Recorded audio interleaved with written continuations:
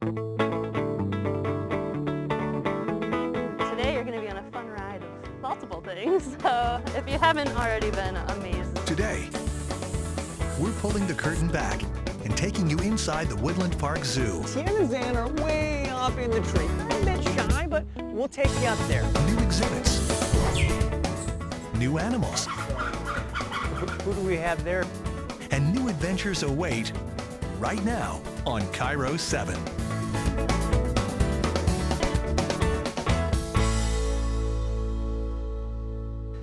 Hello and welcome back to your inside look at the Woodland Park Zoo. I'm your host, Matthew Smith. Now, if you've been along for the entire journey, you've already been introduced to the gorilla troop, you've met the babies, and of course, we've let you walk a mile inside the zookeeper's shoes. You listen closely, you'll see off in the distance the waterfall, which means we found our way to the Trail of Vines, and that means orangutans are near. So we'll look at the tools these keepers have at their disposal, to the art and the science of introducing a new female orangutan right here at the zoo. We'll pull back the curtain with Shelby Miller. She's gonna take you along for a ride. We've got manicures, pedicures, laser therapy, ambulance rides, and so much more. But let's start with a delicate and months-long process that we've been watching from the sidelines. Speaking of sidelines, look at Godek. It feels like he could just reach out and touch you. Yeah, Godek has been pretty fun to watch, but it's what's happening behind the scenes, the introduction of an all-new female orangutan that will really open your eyes. It's moving day for Batu.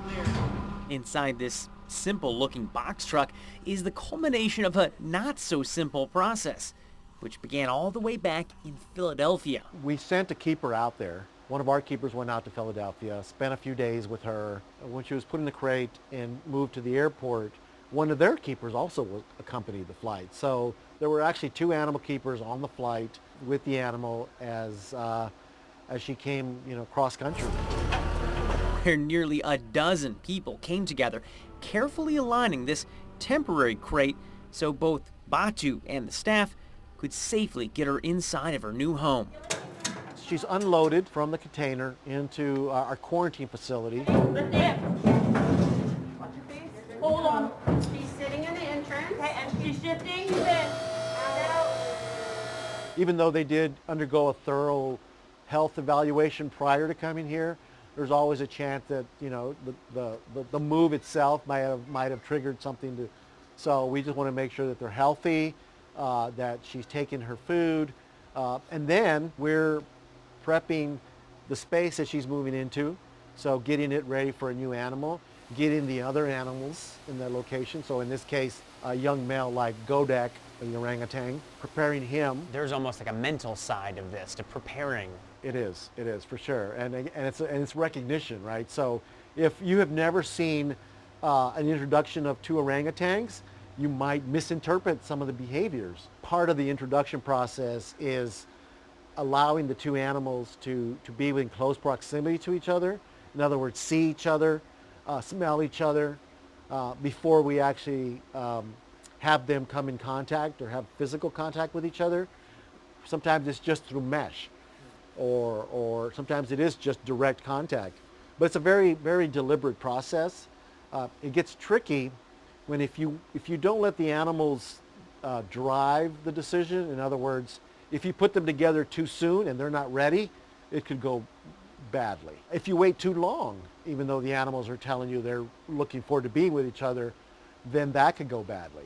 And so it really is a very delicate process, and again, recognizing the animal's behavior and responding to what the animals are telling you. Godek has gone through this too. Before he was roaming in this open exhibit and calling Woodland Park Zoo home, he too took a trip. Godek came all the way from Colorado. His arrival is part of what's known as a species survival plan. The goal? To keep genetically diverse populations of endangered species alive. For years, scientists have tracked orangutans. Back in '68, former Woodland Park Zoo residents Chinta and Towan even made national headlines. The first ever known orangutan twins. But that hasn't been the only discovery in recent years. Today, we recognize there are 3 species of orangs. In the early years of zookeeping, it was assumed there was just one. Knowing that in zoos 50, 60 years ago, we weren't paying attention to that. And so recognizing that we should have been paying attention to it, right? And that's a big change for zoos. Batu is part of that updated approach to breeding. Both her and Godek are Sumatran orangutans, and hopefully they'll welcome in a baby in the coming years. Godek, after all, is approaching his prime mating years.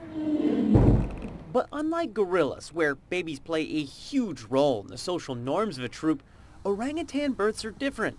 The males don't play a giant role in raising children. Godek learning how to father a baby, right? That's a new experience for him. How to approach the female, all of that courtship, that's going to be new to him. As for Batu, she will learn how to be a good mom and how to raise her baby. Along the way, zookeepers will be learning too. It's been a long time since younger animals have been here inside the Trail of Vines, let alone breeding. It's going to be a great experience for them as well. A new learning, more information, more experience, right?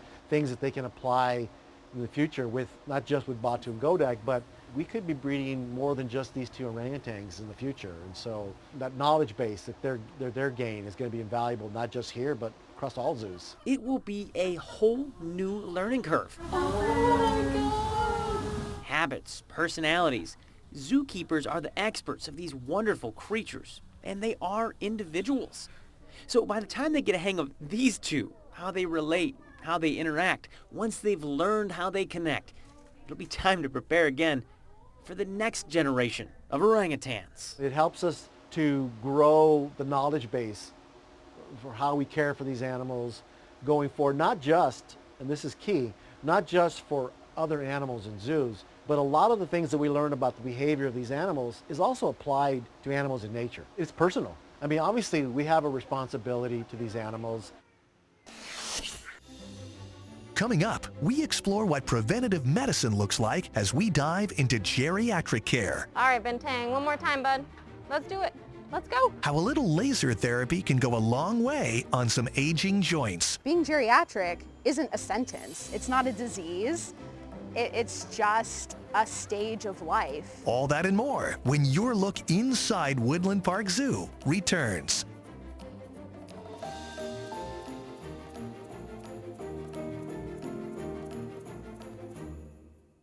Cairo 7 Cares is here to help those who need it most. By supporting local nonprofits and events to help give more people access to basic needs. Let's work together to make a difference right here in Western Washington. Cairo 7 Cares.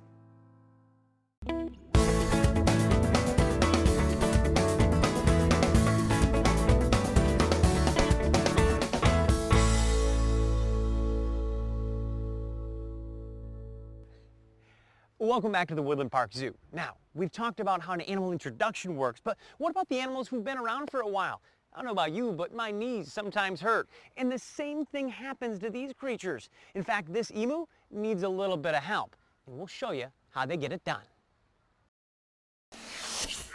Stiffness, mobility, not as spry, having some trouble getting around. We try not to wait for that moment. Try to get ahead of it. Dr. Tim Storms and I are talking geriatric care, sort of an umbrella term for the care older animals get around here. We do have a very careful nutritional plan for those animals. This season, we've seen how nutrition matters, but it's not just about food.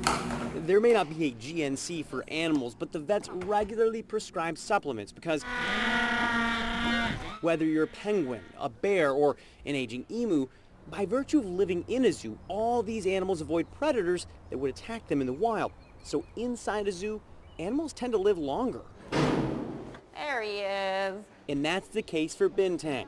Now, he may be short, but tapers are thick. Oh, that's a good spot. So keepers give him scratches, or scritches. And seemingly on cue, Bintang's eyes droop, and There he goes. he's down. Good boy. Now, this isn't a parlor trick. It's part of a weekly therapy session. The scratches calm Bintang, which gives Barb a chance to enter this area safely. Once inside, she uses this contraption to perform laser therapy. And they don't really mind as long as they're being scratched. They love a good scratch, and they'll often lay down, and we can do a lot with them. We can sometimes collect samples, a blood collection sample. And we can take swab samples. We can do a checkup. we can apply laser therapy. And that last one, laser therapy, is quite popular, not just with tapers. Our emu friend similarly welcomes treatment. Watch as they're lulled to the ground, freeing up Barb to move in and get to work. Yet another round of laser therapy and massage. This is good for both the joints and muscles. My favorite stories are the ones where the animals have the opportunity to approach and they will hold themselves there even if they have the opportunity to flee, but they choose to stay and participate because we've built a great relationship, we've built the trust, and we provide positive reinforcement for choosing to participate. So yeah, it's pretty cool. That's not something that I would have necessarily thought of, but as you're saying it, things are clicking. I've seen a tapir and an emu this week literally just chillax with like seconds of work. There you go. And that's because we put a lot of effort into making it a positive experience. Can be flexible. What Rachel Salat is describing is how food or other items can be used as rewards, building trust over time. This work looks simple, but in reality it takes months, in some cases years, to get animals to this point. That's why even younger animals are trained so they can one day help out with their own care. Good job. But young rhinos are being taught to lift up their feet so that x-rays can be taken as they get older. Lots of weight can lead to foot problems. That's the same case for emus or ostriches. Unlike a lot of animals in the zoo, these ones stand on two legs. So if they live longer, they tend to get arthritis in their hips. So this is Lightning. He's one of our geriatric goats down here at the family farm. And Lightning is a particularly special case because not only is he geriatric, but one of his individual considerations that we're constantly monitoring is that he's blind. And he hasn't been blind his whole life. Yes, they even have to plan for blind animals. Remember, quality of life matters. It can't be about extending life alone, but ensuring a good life.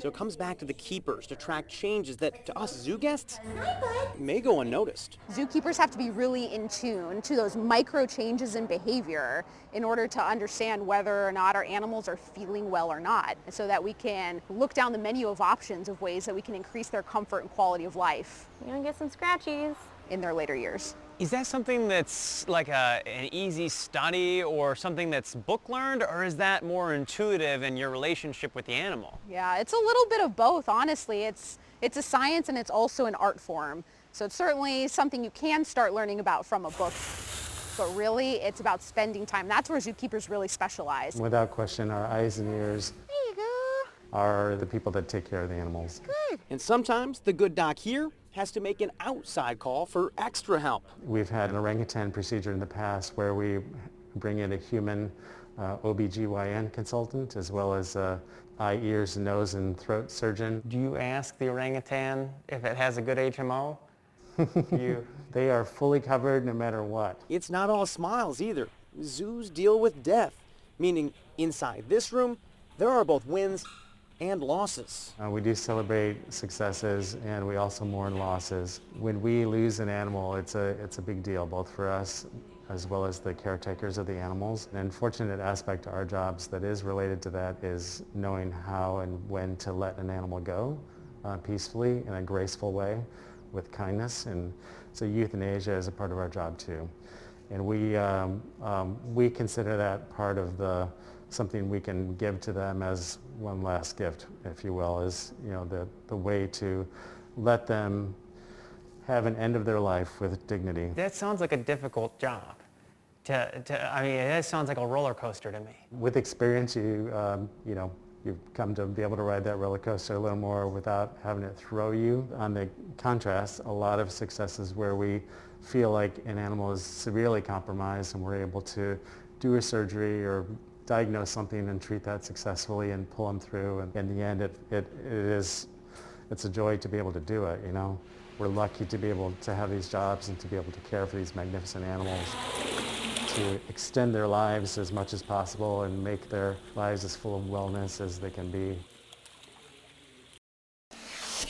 Our friend the emu, back up and at it. And you start to think, zookeepers have to have a mindset much like your family doctor. They have to think of it as preventative medicine, making sure they're ready for anything. But what about those emergency situations? It turns out they have a plan for that too. Coming up, Shelby Miller takes you inside the operating room where two doctors are keeping a close eye on two meerkats. Plus, this may look just like an ambulance, but it means so much much more for the animal care team here at the Woodland Park Zoo. You'll hop on board next. But before we go, let's get the brain working with a little trivia. There are currently 3 species of orangutan in the wild. Which of the following is not? The Sumatran, the Bornean, the Tapanuli, or the Western lowland? We'll have your answer and more when your Look Inside Woodland Park Zoo returns.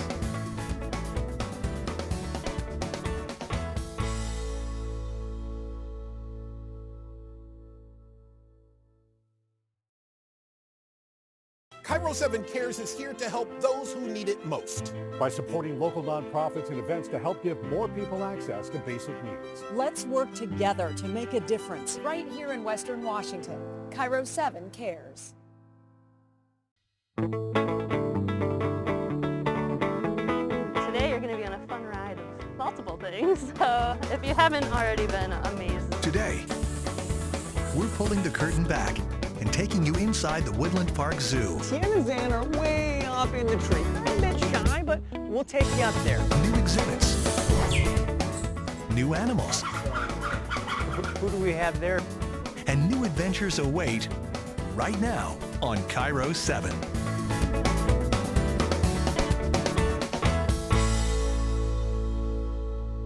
Welcome back to the Woodland Park Zoo, where you are looking at a bird's eye view of the animal hospital.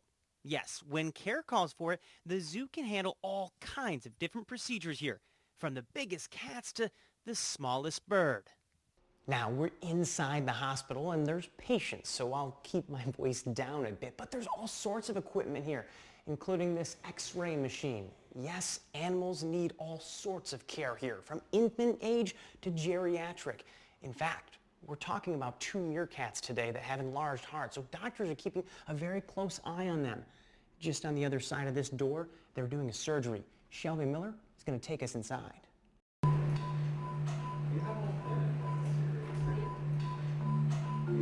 So the procedure earlier today involving 2 of the meerkats, that would fall into our preventive medicine program. Those meerkats are at risk because they're meerkats for heart disease, cardiac disease. We know from past experience at this zoo.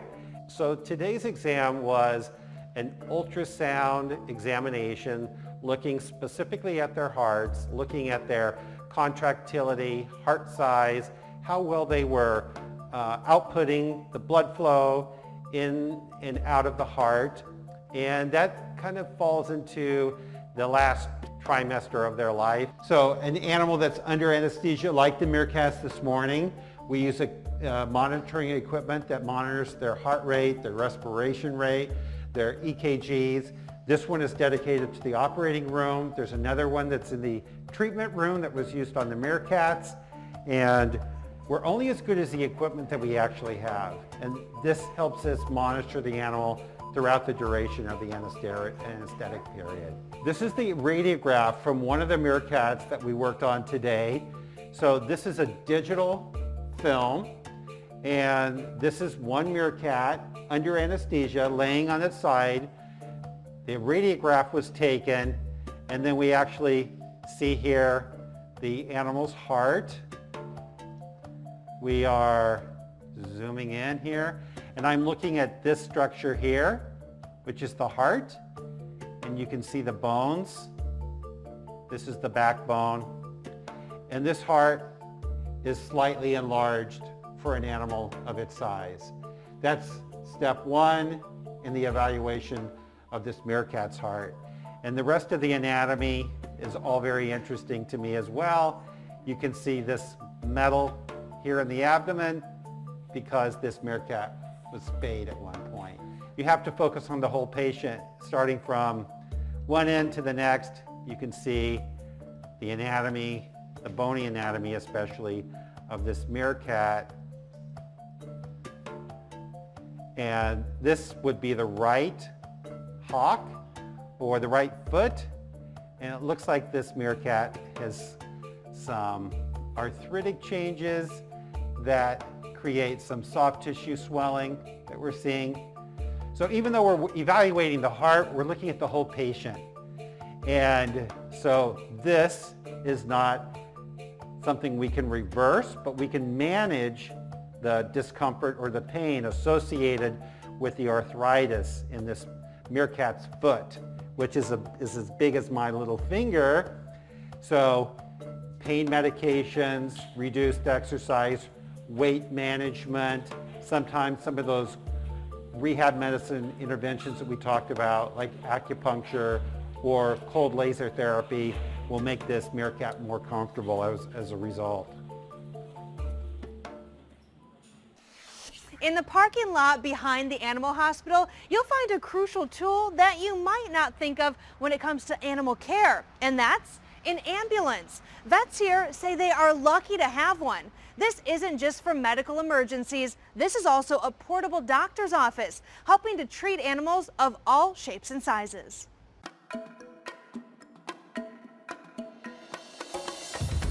We are in the zoo ambulance. So this is the vehicle that we use to respond to units where we might be picking up an animal. Ambulance gives us flexibility, which is really critical. But without an ambulance, we are scrambling. It's kind of a remote mini zoo hospital. We can actually work in here. We've done minor surgical procedures in here or short-term anesthetic procedures in here. The most common piece of equipment that we have in the hospital, also in the zoo ambulance, and we have portable units, is this right here. And this is the anesthetic machine. And we have a dial. We can deliver a little bit or a lot. And we can also increase the amount of oxygen if and when the animal needs supplemental oxygen. We can control the elements. It's all very self-contained. And it removes some of the questions or the variables that I worry about when I have an animal under anesthesia for a procedure. So we've had this about 20 years, and this level of care is not always available at every zoo. So we're lucky to have one. We couldn't live without it, and I'm glad we're able to share this with everyone. So as you can see, caring for these animals is a 24-hour-a-day, 365-day-a-year job. But it takes a lot of commitment, both from the animals and the zookeepers themselves. That is what they want, though. They want these animals to participate in their own health care. Now, before we go, your trivia answer to the question. There are currently 3 species of orangutan in the wild. Which of the following is not? Is it the Sumatran, the Bornean, the Tapanuli, or the Western Lowland? Now, if you guessed the Western Lowland, you've been paying attention to some of our previous episodes. But did you know that all 3 species of orangutan are critically endangered? There are just over 100,000 Bornean, fewer than 14,000 Sumatran, and less than 800 Tapanuli orangutans in the wild. I hope you enjoyed your look inside Woodland Park Zoo. That's it for us this time, but you can always check us out at cairo7.com/zoo. Until next time, I'm Matthew Smith.